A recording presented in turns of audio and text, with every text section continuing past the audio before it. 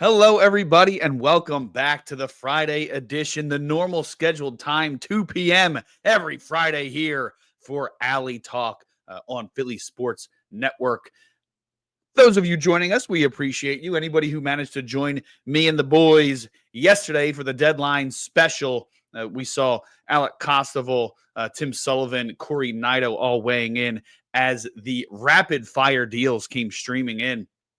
Awesome day. I think there were 16 trades on Wednesday, 30 trades before 6 p.m. yesterday. I'm sure that everybody has dove in. Everybody has opinions on what's going on with the Phillies after this trade deadline. Lo and behold, I also have opinions, and that's why I'm here with a camera and a microphone to give them to you. So let's get into it, guys. Obviously, rapid fire, huge day in baseball. Phillies overall make 3 trades at the deadline, 2 that are immediately impactful, 1 that's a little bit more long-term forward thinking. The big one was obviously the Phillies acquired the closer that they so desperately needed, the best closer on the market, the 100-mile-an-hour hurler, the guy with one of the best entrances in all of baseball. Of course, I'm talking about Jhoan Duran. What an exciting move. Dave Dombrowski goes out, finally says, leading up to the deadline, we need a closer. We're going to go get a guy. We want a high-leverage guy, a controllable guy, and they went out and got their man. If Emmanuel Clase was not on the wasn't suspended or put on the you can't play right now, but you'll get paid until we discover that you were involved in gambling list, he was really, he was the best option, maybe even if Clase were available. Without him, definitely the best bullpen option out there. That solidifies the back end of the bullpen for the Phillies. There may be some question marks here and there, but ultimately it makes everybody kind of fall into a more comfortable place for themselves. Not that Strahm and Banks and Kerkering can't handle it back there, but we do know what they were able to do. The mixing and matching that they've done under Rob Thompson, I do like that approach. I don't think there's anything wrong with that approach. But when you have a guy like Duran, you want to take advantage of what that guy brings. It makes everybody feel more comfortable. Jeff Passan said that he was texting with Bryce Harper after that deal, and the guys in the clubhouse were jacked up. So reports that they might be a little bit disappointed if the front office didn't pull off some big moves and they went out and got their man in Jhoan Duran. What a nice addition to that bullpen, a bullpen that's only going to get a little bit stronger as we move forward here. Not only are you adding Duran, David Robertson should be up by next week. Yes, I know he can't pitch in the postseason, but Jose Alvarado will give you some bullets the rest of the way, and he'll be able to help the team for the regular season, and then obviously you'll have to figure out a way to replace him come October. But just really deep. You're no longer relying on Daniel Roberts. You can let him figure some things out down in AAA. Who knows what happens with Jordan Romano and Joe Ross, depending on when Aaron Nola is healthy. If Joe Ross is healthy at the same time, Taijuan Walker moving back to the bullpen, what does that look like? Do they get creative with Andrew Painter, who's been pitching pretty well as of late down in AAA? I think they want to keep him as a starter, but does that make them do something else, like Luzardo to the bullpen once he and Aaron Nola are both healthy? So, a lot of question marks still to be figured out in the back end of that bullpen, but every single person definitely finds a more comfortable role. I think mixing and matching in the playoffs, obviously you're going to, if the heart of the order is up, if it's Ohtani, Betts, Freeman, you're going to, in the 8th, you're going to attack them with Duran. But for the rest of the season, it really helps guys get comfortable. They know, or they at least have a better idea of when they might be up. It's a little bit easier to predict what's going on. So we will see how that goes. The other move that they made, the move that they made yesterday, the Phillies, bringing in Harrison Bader, the center fielder and left fielder from the Minnesota Twins. Guy's a veteran. He's in his early 30s. He's been around the block a few times, had an electric postseason with the Yankees a few years ago. He's played in the postseason with the Yankees, Twins, Mets. Awesome glove out in center field, really solidifies that position. I think they're going to feel some things out. Bader he's been an average to slightly below average hitter for the most of his most of his MLB career, really has mashed lefties traditionally, which is what they need in this lineup. He's having his best overall season this season offensively. I think they're going to test the waters and see if he can keep that up. If he can, you'll likely have him as your center fielder most days, with Marsh most days in left. I think they do want to give Kepler a chance before going to the young kid in Crawford. And here we have Corey Nido, our guy who was wonderful on the stream yesterday, giving some additional insight into the minor leaguers, especially Crawford, Corey. So great coverage from Corey at all times if you want to give him a follow. But chiming in on X, Kepler starting in left field tonight, no Bader in the lineup. So whether he's not ready yet or whether he's not with the team yet, that I'm not sure of. Our guy, Matt Watson, make sure you give him a follow. He's down in the booth. He can provide any updates for you. That is Matt Watson at Matt Watson Media. So check him out for all of our for all the coverage down in the lineup. Let's see, Stott second, Sosa third, Kepler left, Marsh in center. Real Muto batting fourth. Interesting. Real Muto fourth, Cassiano fifth, Marsh and Kepler. So they're going a nice little change from what you're used to. They have the right-hander Turner leading off, then back-to-back lefties, then back-to-back righties, then back-to-back lefties. That has never bothered me, but it is interesting to see them stray from maybe what you might normally expect from that club. It looks like reports from Tim Kelly, Corey jumping in, Johan Rojas sent down to AAA, option down to AAA, reports per Tim Kelly, but Corey jumping in the comments. Appreciate that, Corey.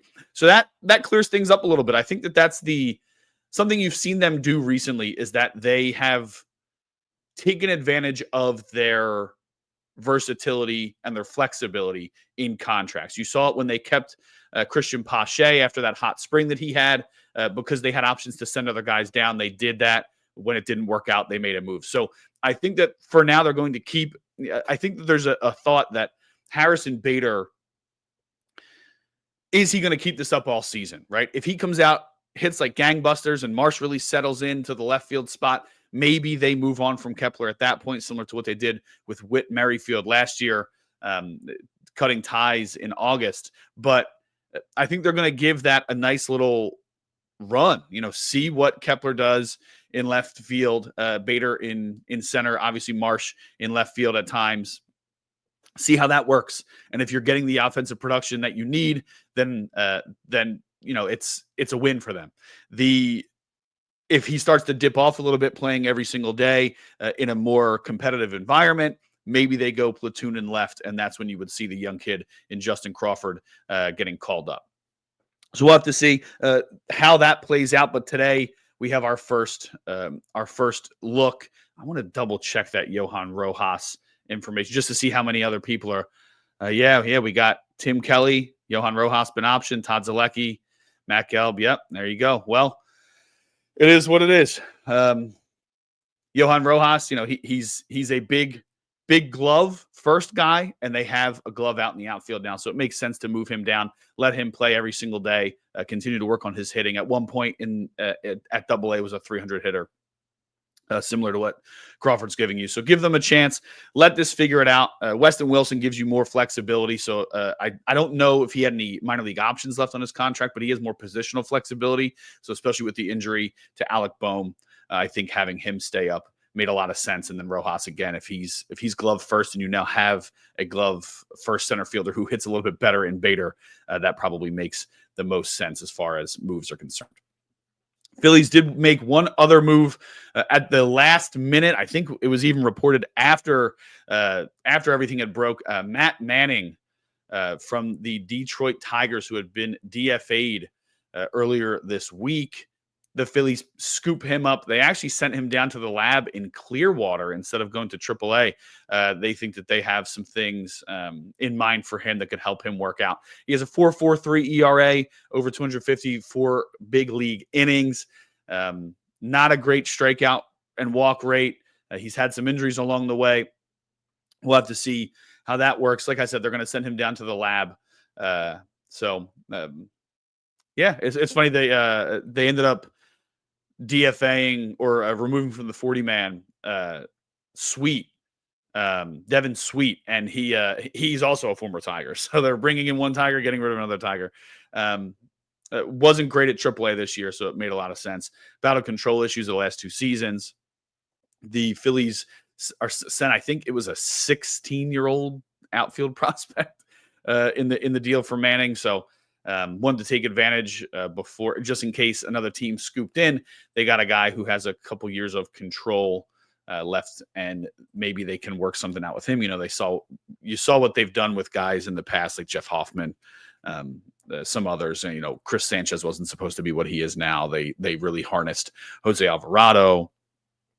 So, you know, there's some room there. He's pre-arbitration this season. His ARB 1 year is next year. So definitely a building block, not necessarily a win now move. But yeah, definitely. Some of the comments are rolling in. I do think that you're allowed to play both sides in your opinion. No, it's in your feelings. They addressed their concerns. They needed a right-handed bat in the outfield. Well, a huge bat wasn't necessarily available. A lot of the guys either were not on the trade deadline, or those teams surprisingly added instead of removed. You know, the Angels, for example, they had 2 right-handers in Ward and Adele that everybody thought would be available. They didn't become available. I know he's not a right-hander, but Kwan basically was not available. At least about a half hour left, the Guardians announced that they were not going to move him. Adolis Garcia was another name that had been floated for months, and they add as well. So it's the big bat wasn't there, and they got what was available. In my mind, I think that it was a smart move. You didn't overpay to try and make something happen. Maybe they were in talks, and every other conversation for somebody, the reports on Luis Robert Jr. were that they that the conversations started and ended with Painter. They wanted Painter. Dombrowski said no, and then they said okay and hung up. I mean, I wasn't in those rooms. I don't know if that's exactly how it went, but reports are that they wanted Painter and nobody else in conversations with him. So the rumors were that the big ask for Duran was Painter as well. So the fact that they were able to hang on to Painter and trading the Mick Abel instead of Painter in that deal, really beneficial for them. I think that's great maneuvering by Dombrowski. Even if you think they should have made one more move, they improved. They made a big move to take advantage of this window, to take advantage of the short time you have left with Zach Wheeler, to take advantage of the core groups. You know, you have this year Schwarber and Real Muto. Who knows what happens with them next year? 2 years from now, you're going to have both Harper and Turner in their mid-30s. The window for this core is closing, and they're trying to take advantage of that. So definitely good maneuvering from Dombrowski here. It's funny, the vitriol that I've seen on Twitter is always funny, right? I think that it's an emotional thing, and everybody has something to say. Here I am talking about it, criticizing that everybody has something to say, but the way that the deadline ended up playing out yesterday, where you had 30 deals made, I think 20 of them came within the last hour. The emotion of, oh man, there's another move. Oh, the Mets made another move. Oh, the Braves are trading for somebody. So the Padres are getting everybody. You get yourself excited, like, oh, maybe Dombrowski has one more move in him. And I'm sure that he was on the phones doing his due diligence. But he wasn't going to just buy somebody to react to what everybody else was doing. His job is to improve this club and let the superstars on this club do what they do. And that's exactly what he did. I give this a strong B. If you want to call it a B- because you were hoping for one more move, that's fine. But anything below a B grade on this deadline for the Phillies is insane. They got the best reliever on the market. They got the closer that everybody's been begging for since 2022. They got their guy. And I'm a big believer that had the order of the trades been reversed, everybody on Twitter would be so much more relaxed. I think, strongly believe that if the Bader deal was made on Wednesday, and in the middle of that flurry, boom, breaking news, Joan Duran acquired by the Phillies at 5 p.m. yesterday instead of the night before, everybody feels differently. Now, the intelligent folks and a lot of the other people in media that I know, they're still going to look at the totality, and you're within your right to feel like they should have made one more move, even if it was minor.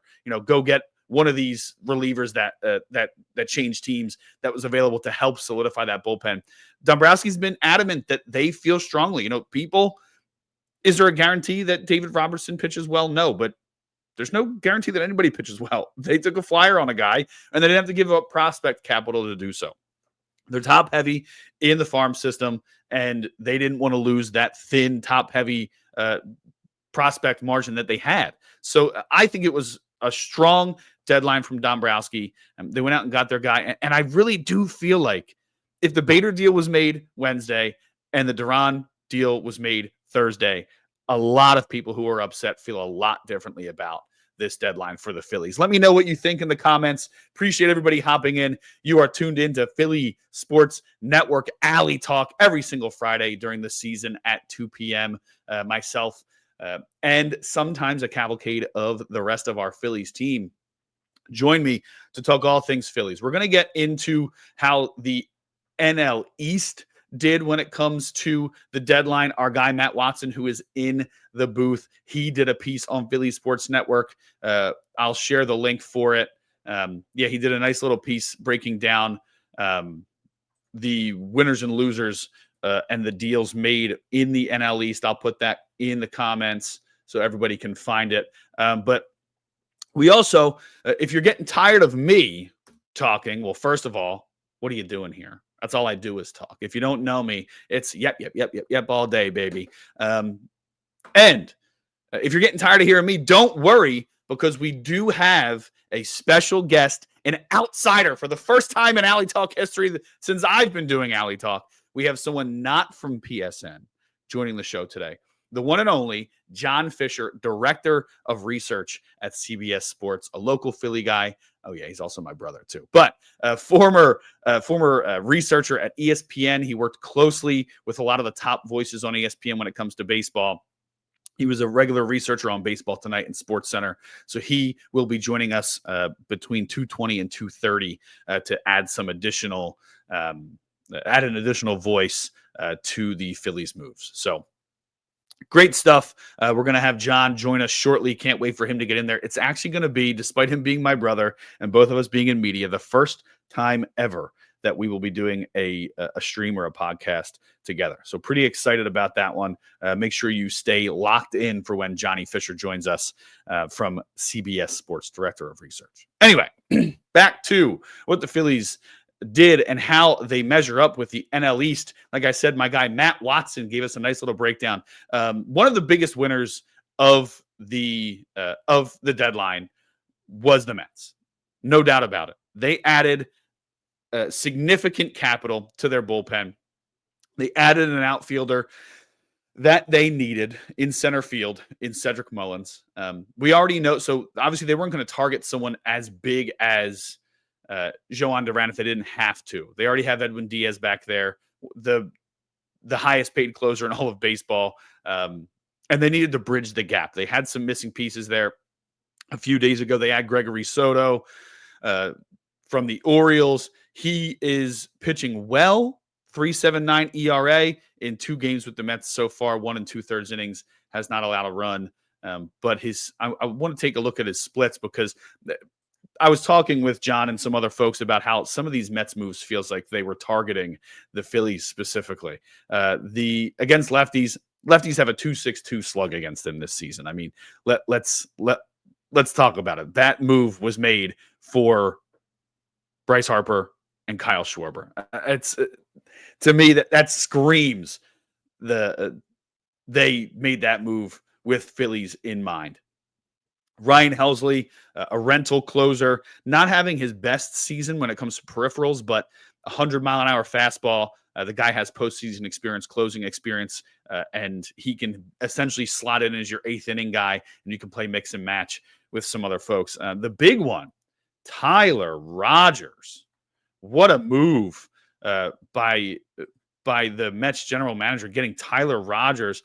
The Submariner, really impressive numbers since he's joined the league. want to bring up his stats here.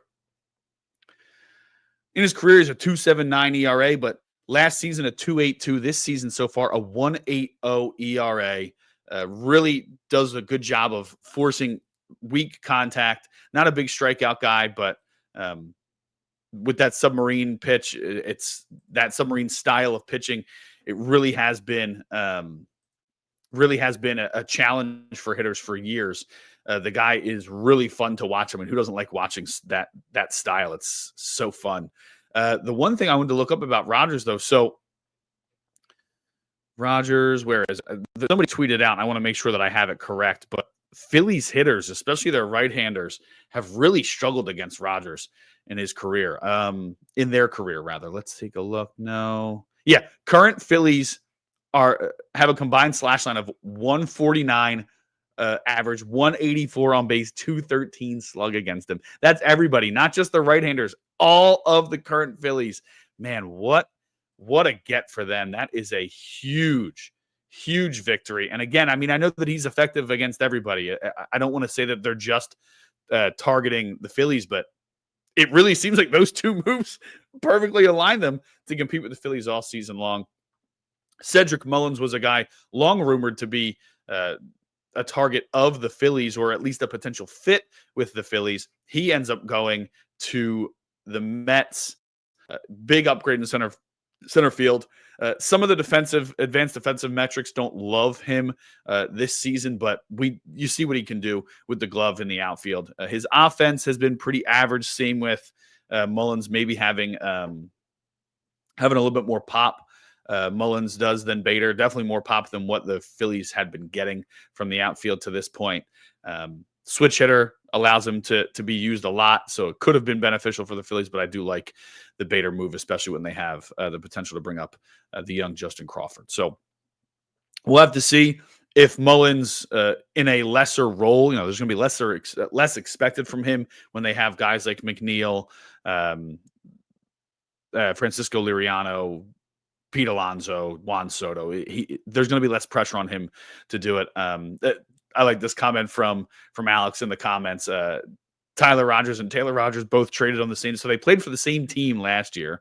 This year they signed with different teams. Taylor signed elsewhere.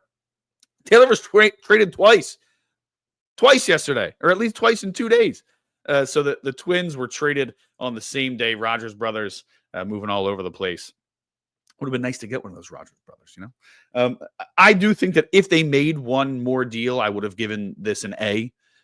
From my perspective, I think that the Phillies, they do, when you feel like you have to get creative to fill in holes, do we have to move Luzardo to the bullpen? Do we have to, we're going to rely on him and we're going to hope that Walker continues his success in the bullpen.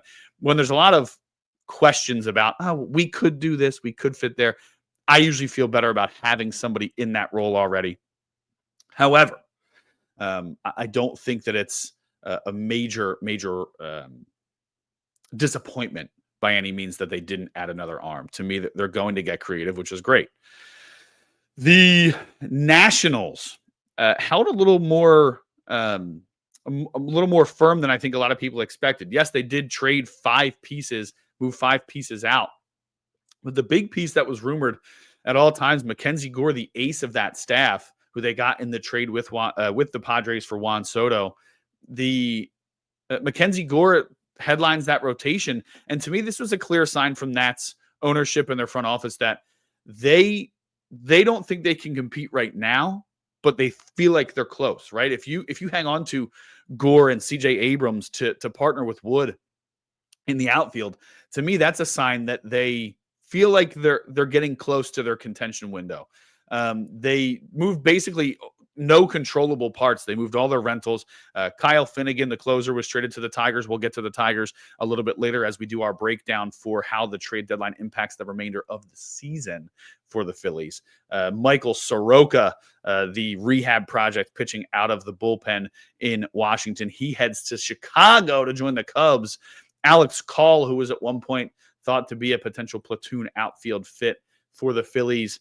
Phillies rumored to have reached out to him. The right-handed hitting outfielder having a strong year, especially against lefties. He heads to Los Angeles to join the Dodgers, unfortunately, making them a little bit stronger.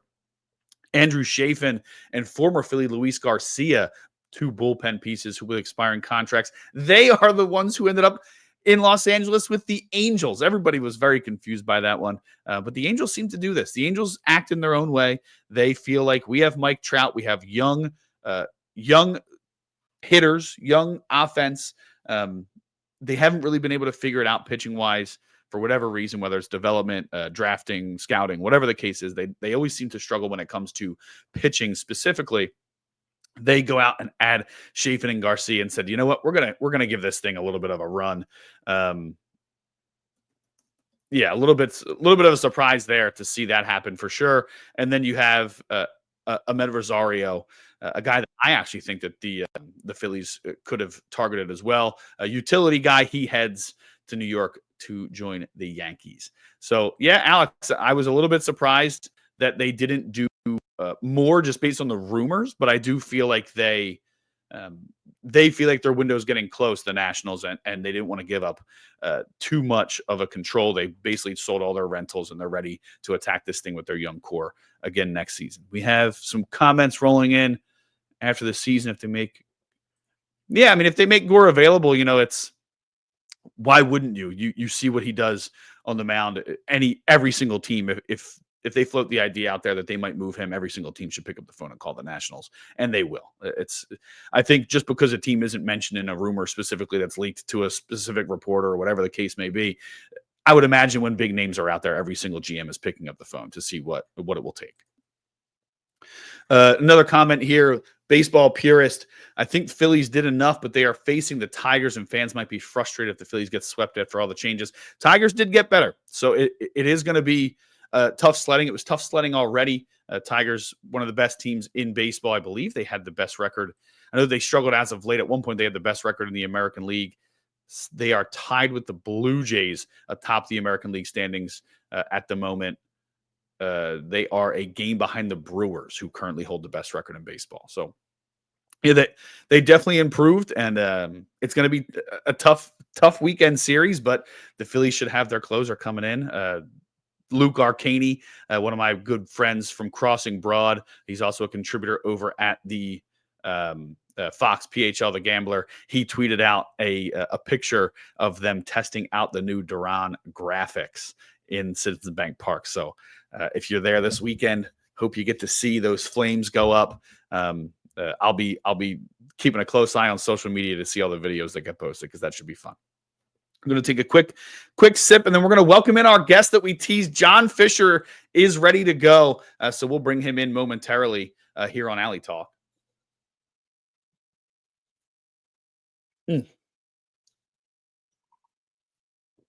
All right. Man, woke up with a sore throat today. Not the best day to be talking, but I guess it's more from all the talking I did yesterday on the Deadline special. So, John, give me a thumbs up if you're all ready, and we'll bring you in.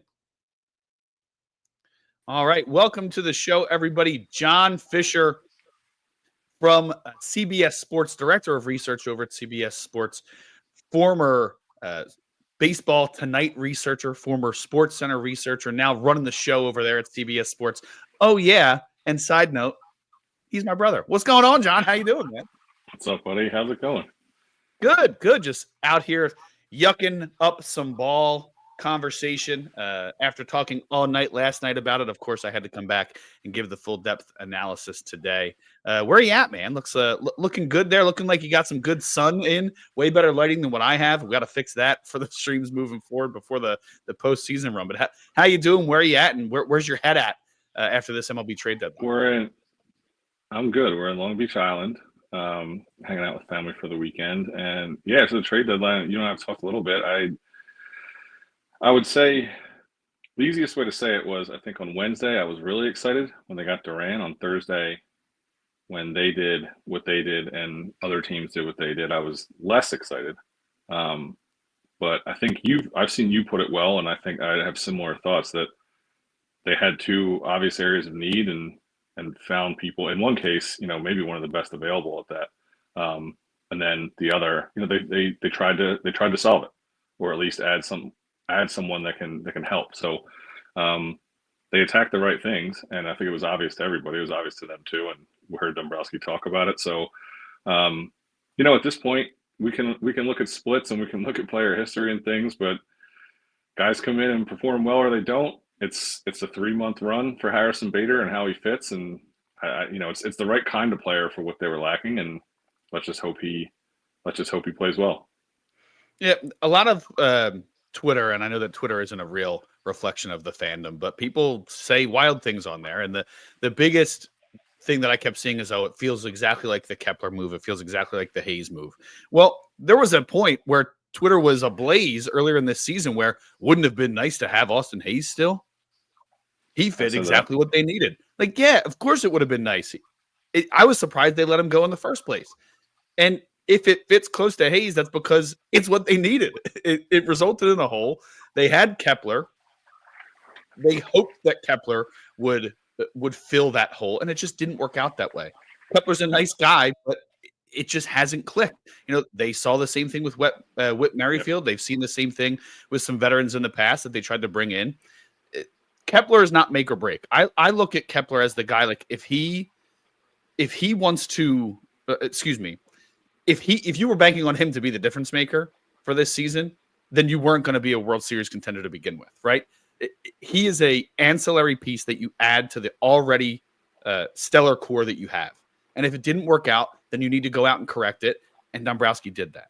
You can call it a Hayes 2.0 move, bringing in Bader, but could anybody have expected Hayes to be put on the injured list with a kidney infection? No, you can't predict that. You can't predict how good Bader's going to be. So I think it was the right move. They did what they did. And I said earlier, John, I want to get your thoughts on this because it kind of echoes what you said already. But if the moves were reversed, if the Bader move was made Wednesday and the Duran move was made Thursday in the middle of all the excitement, I think the fan base reacts completely differently. What's your take on that?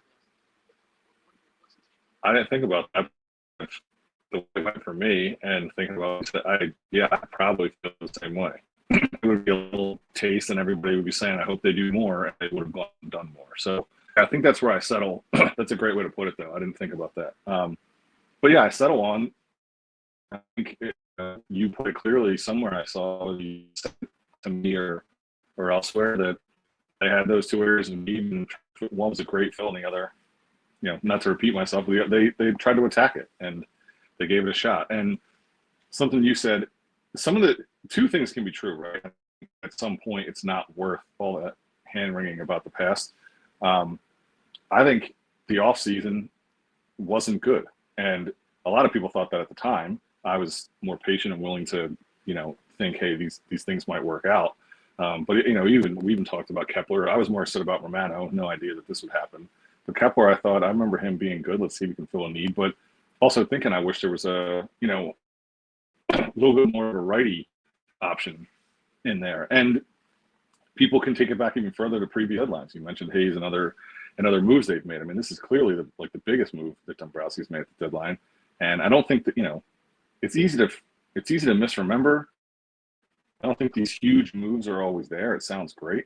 But all those things can be true, and it may be what led us to this point. And I agree, Hayes, that's just a weird thing. I would have tried Austin Hayes again if he was available.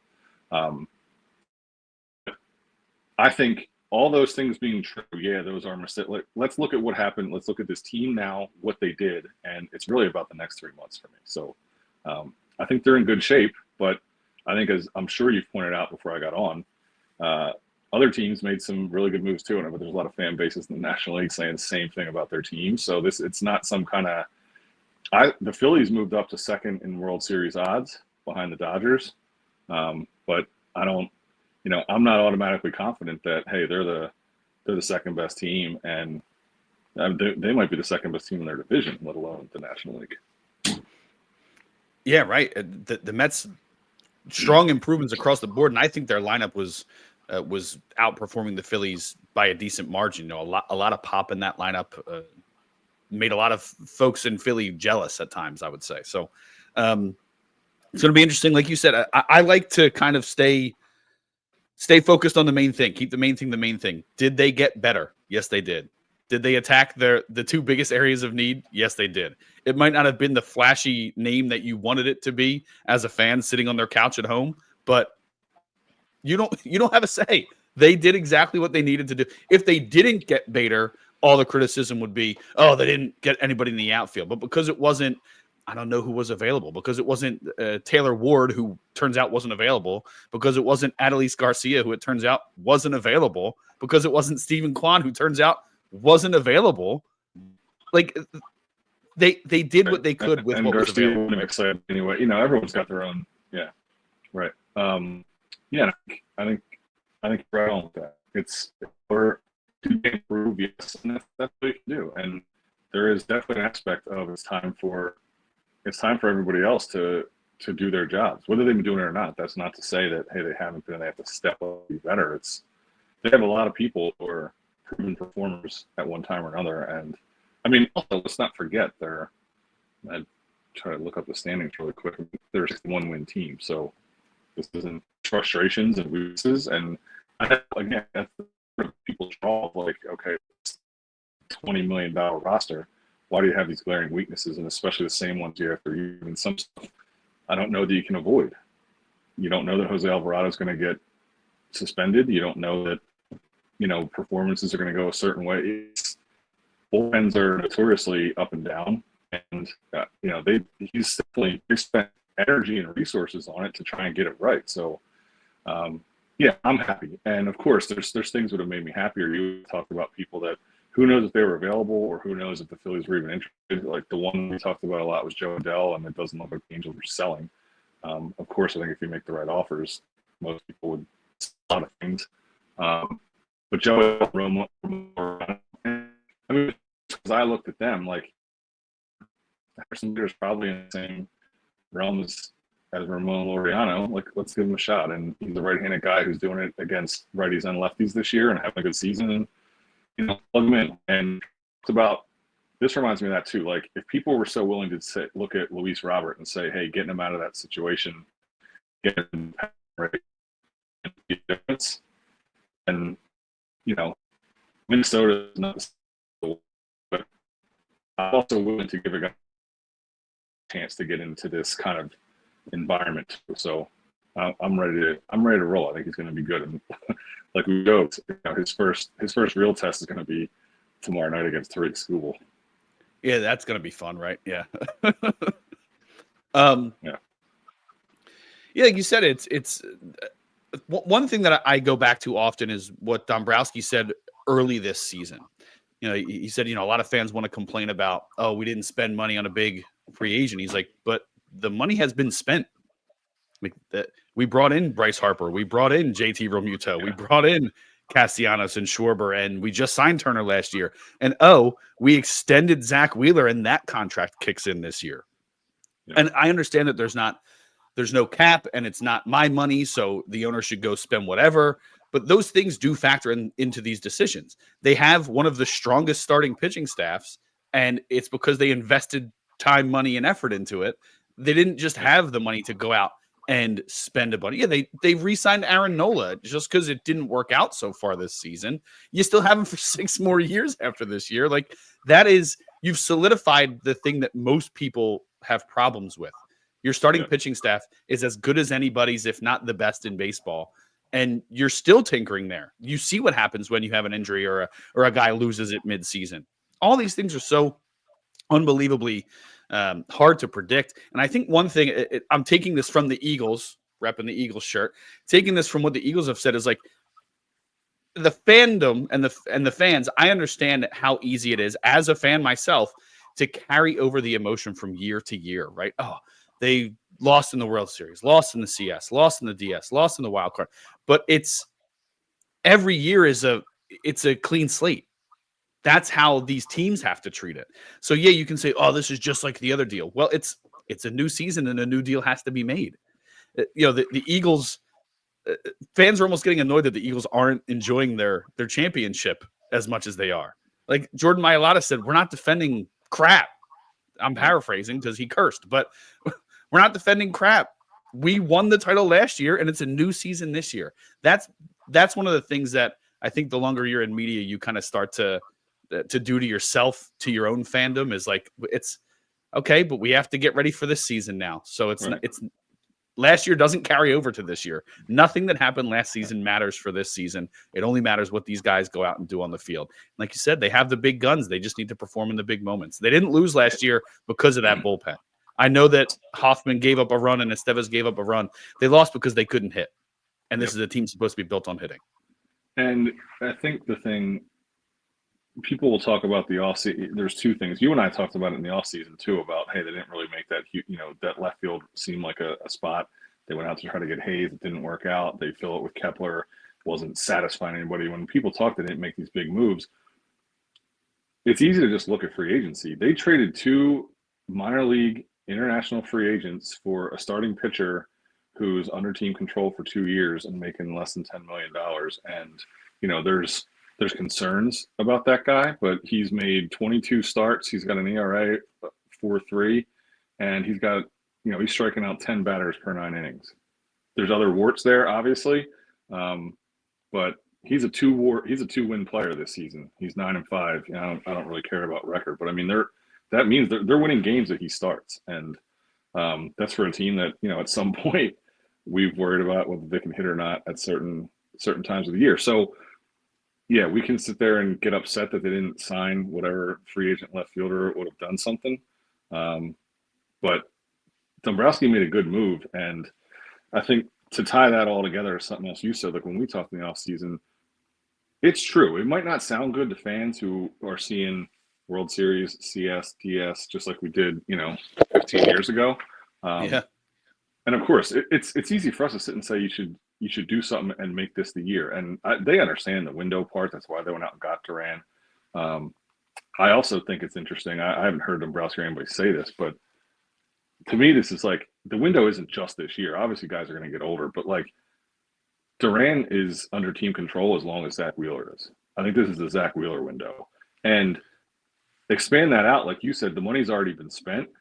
It might be disappointing that they keep, first of all, just not winning the World Series, let alone each year, a round earlier. But it is, once you make those kinds of moves, when you spend money on Schwarber and Harper, and then you add Turner, and then you extend Wheeler, and then you extend Nola, and you've got all these guys, and whenever you think Castellanos and Real Muto were already there, that is your team. You're setting it up that almost every spot's taken, and you kind of have to live with, I don't want to say live with whatever happens, but you're looking at, it's not just a 1 or 2 year thing.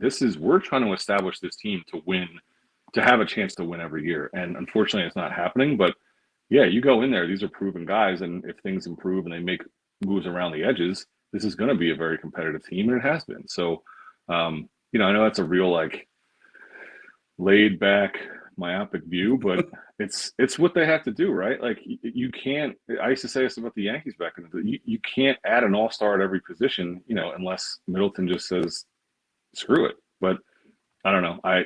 I like the guys they have. This is a really easy team to root for, and they're trying to make moves, and they've made good ones here. And, at this point, I want to get back to being a fan. Like, you wring your hair over this, and I don't know, let's let these guys go out and play. I'm really excited to see Duran come and try to close out a game against the best team in baseball. And I'm excited to see Bader hit against the best pitcher in baseball. Like, let's throw him right in the fire and let's do it. Yeah, I'm surprised. I guess maybe he's not here yet or not ready yet. Bader's not in the lineup today. They did also announce that Johan Rojas is being optioned to make room for Bader. So not in the lineup today. Maybe they want to let him get settled and get comfortable and get him ready for tomorrow, because that should be exciting. Him versus Skubal. So one of the biggest complaints for the Phillies it seems like a decade plus has been, they keep trying to figure it out in center field. It hasn't figured it out in center field.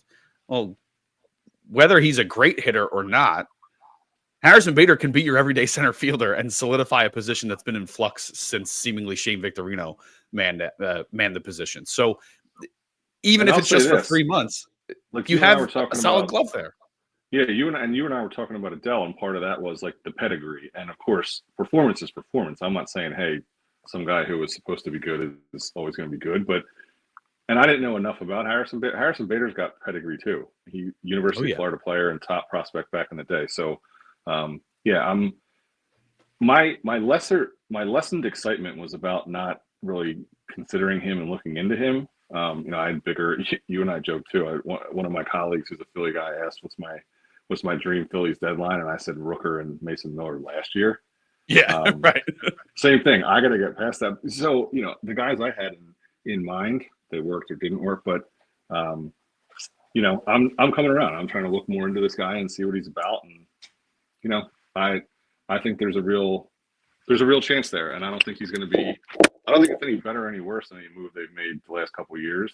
It's right in line, and the way he's playing, it might even be better. So it's not me just trying to talk myself into it. It's actually taking a look and saying I like taking a shot on this guy. Yeah, man, it's veteran guy, like you said, postseason experience. Back when he was with the Yankees in 2022, he hit 5 homers that postseason. So he's a guy who's been on the big stage, has done it on the big stage. The big thing with everybody's complaining about Rojas was like, yeah, the glove is fine, but the guy can't hit. Well, even if he's a slightly below average hitter, Bader is a much better hitter than Johan Rojas, and he's been there, proven that he can do it on the biggest stage and a very similar, if not the same glove. I just don't know how you can be upset about that. Like, even Hayes was supposed to be a decent left fielder. I know he started in center field in the All-Star game the year prior, but I think nobody really expected him to be a center fielder. Like, it still caused some of the same issues where, okay, we're putting a guy who can't hit in center field or a guy who's not necessarily a perfect fit in center every single day. Well, now, even if long-term, there's discussions about if he doesn't hit, do they put him in a platoon with Marsh and call up Crawford and let Crawford play center field every day?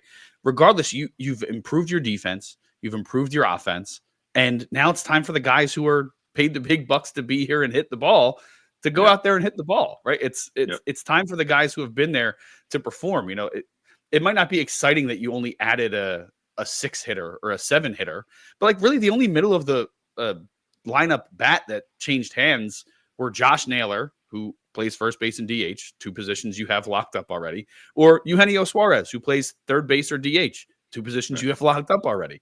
It would have, like, everybody would have been excited about Eugenio Suarez. I would have been excited too. And then the first time that Kyle Schwarber misses an easy fly ball, they would have lost their minds again. It's like you can't, the dichotomy of fans, you can't have it both ways. It's, you either are comfortable with him being out there because you're going to outslug it, or you're not comfortable with him being out there and you need to get a better defender and kiss Suarez potential goodbye. So and that would have been you and I talked. That would have been exciting too. Like we tried to figure out the perfect fit, and it seems like it's so much easier if you say just get a center fielder or a left fielder, and oh my gosh, we can't get a third base. Well, if you can get the guy another guy who's top 5 in the league in home runs, sure. I'll get over it. Let's figure out who plays where, and we'll figure it out. So that would have been fine, but I agree with you. Whether guys moved or not, whether they could have taken swings at somebody else, who knows? I'm locked on the guys that I was looking at, but I think this team's in a really good spot, and I think sometimes this is just like you try to window dress stuff, but they legitimately are going to add Alec Bohm back to this mix at some point, and they're also going to add Jose Alvarado to the bullpen.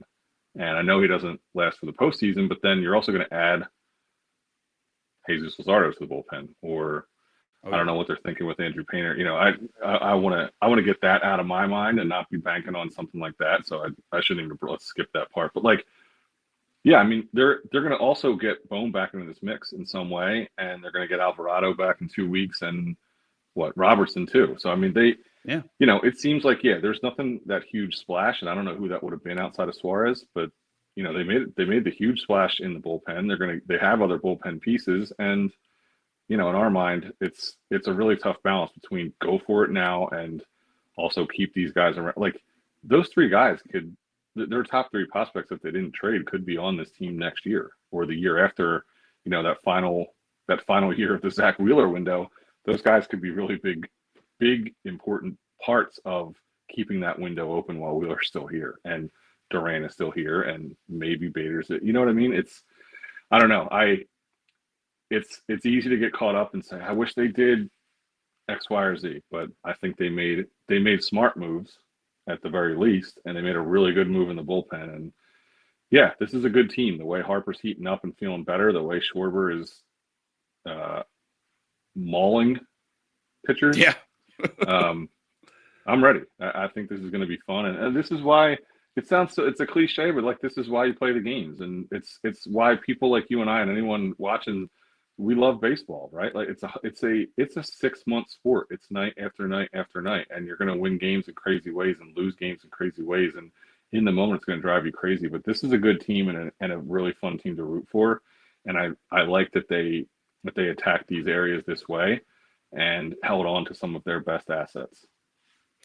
Yeah, not having to give up Painter, not having to give up Miller or Crawford. Like you said, those are guys that could potentially help turn this, what feels like a potential 2-year window, and extend the run for the life of Turner and Harper's contract. So Dombrowski really felt like he was putting in roots here and not trying to just flip everybody for top tier talent like maybe he did in some other spots at times. It feels like this is probably his last stop and that he's setting up the entire franchise for long-term success. And sometimes that means hanging on to your only high-level prospects and trading somebody like Eduardo Taiit instead of trading Justin Crawford or Aiden Miller. So it was a smart move. And it's funny, we talked about the Suarez thing, not to backtrack too far, but my argument has always been, I know that it didn't look pretty, but a less healthy Kyle Schwarber was playing left field every single day when they went to the World Series in 2022. So it wouldn't have been the worst thing to get a bat and push him out there if you had to. But it didn't happen, and I feel good about the moves that they made. I like to go outside of Philly media to see what other people are saying about the trades. And I listened to Jeff Passan on the Baseball Tonight podcast with Buster Olney and Tim Kirchin earlier today, and they spent a lot of time on a lot of other people. And when they got to the Phillies, basically all three of them said B+, A-, A. Like it's World Series moves. Dombrowski wants to win a World Series, and he made the moves to do that. And I was like, wow, they put it that simply. Like there was no, it would have been nice to have another move, or they didn't keep up. They made the big move, but they didn't keep up with the Mets moves or nothing like that. It was just, this is World Series moves. They have the pitching, they have the depth, they have the lineup. This is what they needed to do. And it was put that simply, which surprised me, but makes me think, okay, I got to put this in perspective, because if the baseball experts that we all go to for their opinions are telling me this is exactly what they needed to do to stay in the top of the World Series odds and the top of the World Series contenders list, who am I to argue with the guys who do this for a living? Right. And I'm sure they're folding in opinions they're hearing from other people too. Not that they're just taking those, they've got their own, but if they thought A+ moves and everybody else is saying they whiffed, they'd probably that helps you form your final take on it. And I would imagine other people are saying the same thing, but and I'm sure a lot of the hand-wringing by Phillies fans is probably the thought that other teams did a lot of the same, right? Yeah. Like, it's not just, hey, you can't only look at the two things the Phillies did. Like, we are. Like, when we keep it simple, hey, they improved. That's what we wanted. But you have to win 3 rounds to get to the World Series, right? And you have to beat teams that also made A moves, I think, at the deadline. Yeah. So I'm sure that's part of the calculus with people being upset that, hey, yeah, we did this, but other teams did X, Y, and Z. Great comment from the Baseball Purists here on YouTube. You can't grade a trade deadline until the end of the season. You're right. It's true. You can grade the trade deadline right now if you want, but we have no idea what these guys are going to do. Look how often we talk about, man, this guy was on fire in the first half and then fell off in the second half. Or this guy really picked up once the midsummer heat. We getting lost in the sauce at the trade deadline the day of is usually a waste of energy and effort. But here we are doing it anyway, John. That's what we do. Well, that's what we do in the media. And that's also if you're it's part of that's what happened, right? That's what happened now. That's what when you're locked in and this stuff excites you, this is what you do. Yes, sir. So we mentioned the Detroit Tigers are in town in Philly this weekend, one of the best teams in baseball. They have 3 versus the Tigers. They still have a few series against some American League opponents coming up here to start the month of August. the Tigers were active at the deadline. They brought in quite a few pieces. They're actually, I believe, they're starting Charlie Morton this weekend. So they trade in Morton, who had been kind of in a hybrid role from Baltimore. Bring in Morton, who has postseason pedigree. He's going to help them along the way as a veteran. They brought in a lot of bullpen help. They got Paul Sewald from Cleveland, Kyle Finnegan from the Washington Nationals, Rafael Montero from Atlanta, Cody Huer from Texas. I'm not even sure who that is. They did bring in Chris Paddock and Randy Dobnak from Minnesota. Minnesota traded 10 people from their 26-man roster yesterday. It was absolutely bonkers. The Will Smith meme standing in the living room was definitely Byron Buxton yesterday. Like, damn, where'd everybody go? They cleared house yesterday. It was crazy. They also brought in a couple of, like I said, they traded Matt Manning and another guy off the 40-man for some cash consideration. So they got better. It might not have been an electric deadline. They may not have done anything to address some of their lacking offensive concerns as of late, but they got better. And all of a sudden this weekend went from maybe we can get to the bullpen if we can get past some of their strong starters. And all of a sudden they brought in all the reinforcements. A lot of guys that Phillies fans, thought that Philly might target in Sewald and Finnegan. Montero is interesting. He's been a big name in the past, but really struggled as of late, bouncing around a couple times. So, how you feeling about the Tigers' moves? Clearly, they got better, and it makes this weekend tougher. But it's only 3 games versus Detroit, so not a major impact to the schedule. But if you want to start off August on the right foot, it just got a little bit more challenging. For sure. I mean, you want to do it like with your new additions too, right? It's that counter flows for big series, and they're back home.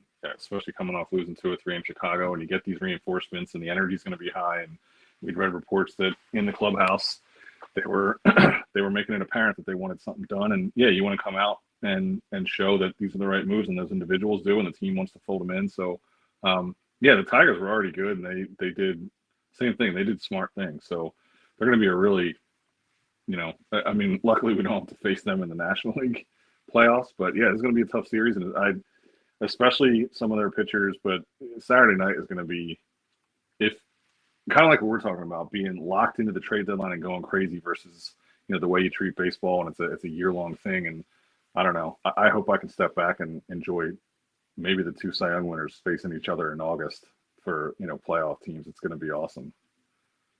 That is going to be a fun matchup, man. Wheeler versus Skubal. If you're not already locked in, make sure it's appointment television, those two. So that should be really fun. Next up after the Tigers, they have the Baltimore Orioles, who, as we are aware, traded away a lot of pieces. Ryan O'Hearn and Ramon Laureano both sent out to San Diego for quite a few prospects. I think it was 5 prospects coming back. Cedric Mullins, we touched on it at the top, traded to the Mets for bringing in 3 more pitching prospects. Sir Anthony Dominguez, former Philly, traded across clubhouses mid-doubleheader to Toronto. We mentioned Charlie Morton heading out, Gregory Soto to New York as well. We mentioned that earlier. Andrew Kittredge to the Chicago Cubs, Ramon Urias to Houston, and they did bring in one of those pitchers that the Tigers were letting go of after DFAing them. So overall, the Orioles had been underperforming this season for sure, and they sold off all of their expendable parts, it seems. So not that I was worried about Baltimore in that matchup already, only 3 games against them, but they've gotten worse. So while the Tigers got a little bit better, the Orioles a lot worse on paper. That might be a little bit of an easier stretch overall for the next 6 games. I know you have to take it series by series, but I think that they have a better shot against the Orioles than they did before, even if it's going to be a little bit tougher against the Tigers. The 3 games. Yeah, prior. I would just looking overall. Yeah, not thinking about every deadline move that was made. I mean, there are some tough series in here. Like next week, they visit Texas. The team, I think that's the only team with better starting pitching than them, or at least the only team ahead of them starters ERA. At least it was recently. But that's a really good team they're going on the road against. To face Cincinnati and Cincinnati, they host Seattle. They play the Mets 7 times. They still have to visit Milwaukee and the Dodgers. So they're visiting. Yeah. I forget if right now who's in front in the NL Central, but that's road series against the other 2 division leaders in the National League, or at least the Brewers might be in second, but there's some Brewers tough are in series. first. Okay, so visiting Texas, visiting one of those series against the Mets is on the road. Visiting Milwaukee, visiting LA. I mean, the thing that jumped out to me, and I haven't seen anybody say, is they finished the season with the Twins. So, however this ends up, and we think this is going to be neck and neck the whole way with the Mets and trying to jockey for position. The fact that they might finish with Byron Buxton and friends the last weekend. That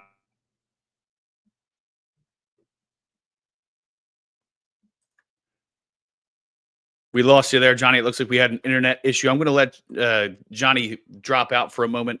Give me a thumbs up when you're back for us, John. But yeah, it's comments coming in.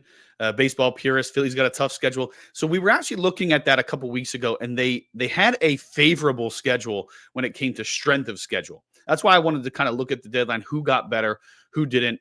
As Johnny mentioned before his internet issues, they're going down to Texas. Texas did get better. If they face Merrill Kelly, that's a huge upgrade for them. So seeing what they did is obviously a benefit for them. They were one of the teams that a lot of people thought might end up moving some pieces out. Instead, they add to an already strong pitching staff.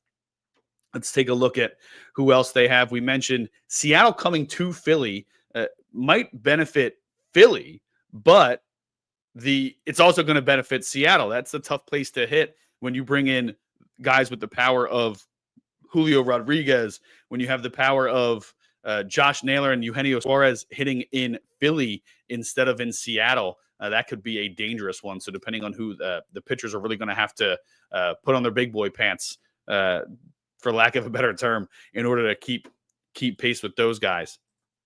We have, let's see, the Reds. They got better. Maybe not drastically better, but they got better. I know that they added Key Brian Hayes. I want to take a look at who else they added. They brought in Zach Littell to help solidify that. They brought in Miguel Andujar, who's having a nice season. Not game-breaking trades, but they've improved. The Brewers kind of stood pat, but they're one of the best teams in baseball. They have Mizorowski, who's getting better every time he's out there learning how to face Major League pitching day in and day out. The Royals, surprisingly, got better, extending Seth Lugo. What else did they do? They added a couple. I think they added some relievers. I'm pulling it up now. The Royals. They added Ryan Bergert and Stephen Kolek. They added Bailey Falter, who's going to help eat some innings for them. They added Randall Grichuk and Mike Yastrzemski to the outfield. So they added some pieces in there. It might not be electric pieces. It still feels like that's a winnable series, but they're a good team that added.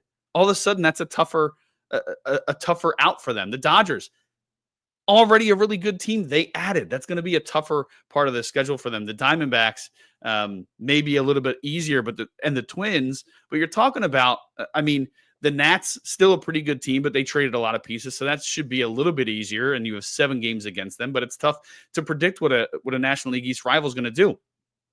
The Braves stayed about the same. The Mets greatly improved, and you have 7 left against them. Marlins are playing some of the best baseball in the majors, and they didn't really sell off. You have 6 games left against them.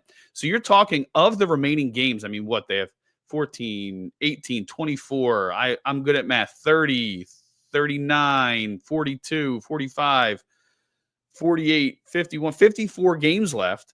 Of the 54 games, you're talking the Mets is 7, 55. I want to do the math real quick. Yeah, that's right. Live math pod, people. Here we go. 54 games left. Of that, the 7 from the Mets are better. 6 from the Marlins staying neutral. 4 from the Braves staying neutral. That's 17 games. 20 if you include the 3 versus Detroit, who got better. 23 for the Rangers got better. 26, Reds got better. 29, Mariners got better. 32, Brewers stayed strong. 35, Royals got better. 38, Dodgers got better. 38 of your 54 games are a tougher contest than they were 2 days ago. 38 of your 54. What's that? Anybody want to do math in the comments for me so I don't have to? I doubt it. We're going to go to the calculator, the old calculator, 38 divided by 54, folks. That's right. Like I said, we're doing math out here. 70% of your contests are now tougher as a result of the trade deadline, or at least remain the same in my mind. At least remain the same. You know, there was rumors that the Braves might trade Ozuna and Iglesias, and instead they added, I mean, ancillary pieces. They have so many pitching injuries. They needed to get deeper in the pitching staff. But yeah, it's not easy sledding from here. All of a sudden, you know, we talked a couple weeks ago about their second half might actually look pretty good for them. And with Bryce Harper heating up, good on them. Now, at the same time, the Phillies got better, but your competition got tougher the rest of the way. 70% of your games are against teams that either are the same team we thought they were or improved. Really, really tough sledding for them moving forward. Thanks again to Johnny. He did have to drop at 3, so appreciate John joining. He didn't set an alarm or anything. He was mid-talk. I think he fell off. But yeah, it's looking ahead at the schedule, man. They are in for it. And it doesn't start easy. They got Detroit going tonight. Let's take a look at that before we wrap up. Ranger Suarez on the bump for Philly. Jack Flaherty on the mound for Detroit. Flaherty not having the best season, a 4.51 ERA. We know what he can do. Let's see what he's done against the Phillies in the past. Let's go. I've got to look it up here. We're going to look up Jack Flaherty's numbers in a minute. But Ranger Suarez, his most recent outing, maybe not the best, but we know how good he's been for the Phillies as of late. A 2.59 ERA, 90 strikeouts for the left-hander. We'll see what happens with him as the pitching figures itself out through August and September as guys come back and get healthy. Lineup: Turner, Schwarber, Harper, Real Muto in the 4-hole. He's been very hot as of late. Castellanos 5, Marsh 6, Kepler 7, Sosa 8, Stott 9. Probably the most disappointing part of the season for these Phils. Castellanos has hit Flaherty well. He's has a homer with 2 RBIs and 13 at bats, 385 average in those 13 at bats. Real Muto's 1 for 4. Schwarber really has struggled against Flaherty. Surprising that he struggled so much against the right-hander. He's 0.87 home run, but I think it's one or 2 hits and 23 at bats. Turner has a home run, but he's 1 for 8 against Flaherty. So not anything jumping off the page as exciting. Castellanos would be the guy I would watch closely tonight since he's 385 in 13 at bats with a homer. Not a lot of exposure for the Tigers against Ranger Suarez. Nobody's really hit him well. Only one person has had more than 1 hit against him. Vierling has no hits. He sack fly RBI. Gleyber Torres is 0 for 1. Riley Green is 1 for 3 with an RBI. Ibanez has 2 hits and 2 RBIs. So not a lot of exposure for these Tigers against the left-hander for the Phillies, Ranger Suarez. Let's look at the weekend's matchups to get you excited for the awesome series against the Tigers. If you're going down there, by the way, Bank has been electric. Please record your videos of the Duran entrance if he's called upon this weekend, and please post them and tag me. I want to see all of it. I got to eat that juice up. Right here at Kyle Fisher 45. Make sure if you filmed a video of the Duran entrance, send it my way at Philadelphia SN.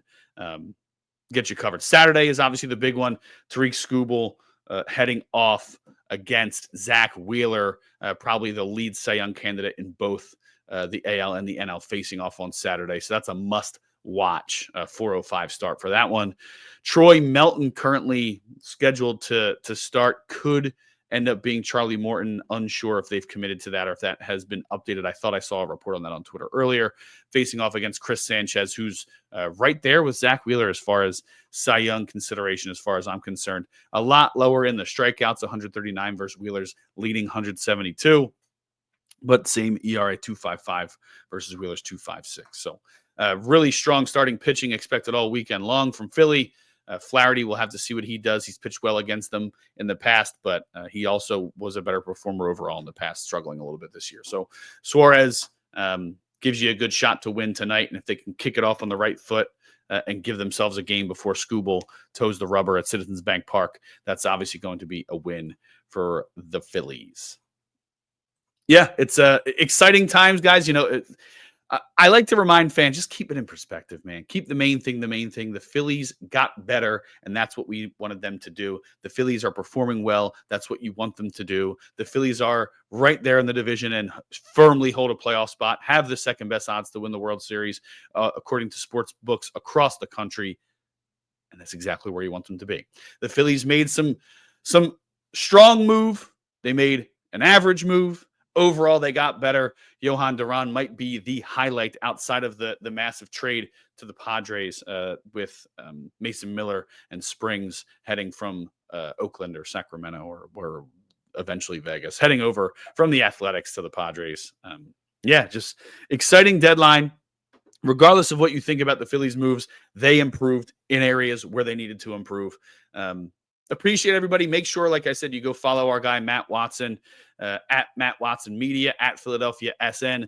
They'll be covering the game today and tomorrow. I believe we have Sean Nestor in the box this weekend. Ben and Corey are in for the Orioles series. I'll be back down there at some point later this month, covering a lot of the games. I believe the National Series, I'm taking most of those games. So if you're down there, say hello. Give me a wave over at the press box. Make sure you're following everybody at Kyle Fisher 45, at Philadelphia SN, at Philly Sports Net right there on Blue Sky if you're a Blue Sky user.